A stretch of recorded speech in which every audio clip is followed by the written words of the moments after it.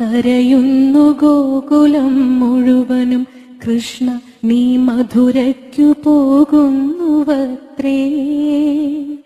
പൊൽത്തേരുമായി നിന്നെ ആനയിക്കാൻ ക്രൂരനെത്തിയിങ്ങത്രേ.